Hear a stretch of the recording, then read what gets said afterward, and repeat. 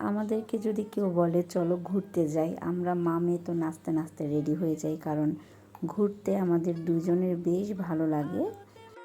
গত বছর জানুয়ারিতে আমরা গিয়েছিলাম কলকাতাতে শীতের সময়। তো কলকাতা হলো ঢাকার মতনই গরম। যখন আমরা দার্জিলিংয়ে পা দিই তখন তো অবস্থা খারাপ, এত শীত। মানে যেই আমরা ট্রেন থেকে নামি শীত শুরু। আর আমরা শীতের জন্য ওইভাবে ব্যাকআপ নিয়ে যাইনি। আমাদের প্ল্যানও ছিল না যে আমরা দার্জিলিং যাব, কিন্তু আমাদের এয়ারের টিকিট এত দেরিতে ছিল, পরে ভাবলাম যে আমরা কি করব শুধু কলকাতায় বসে থেকে, আমরা তাহলে দার্জিলিং থেকেও ঘুরে আসি। আর আভাকে নিয়ে বাইরে ঘোরা মোটেও সহজ কথা না, কারণ স্ট্রলার ছিল না, ওর বাবাকে ক্যারি করতে হয়েছে পুরোটা পথ। তারপরে খাবার ক্যারি করো, ওকে আবার একটু পর পর খাওয়ানো, ওর মেডিসিন দেওয়া, এগুলো খুবই কষ্ট।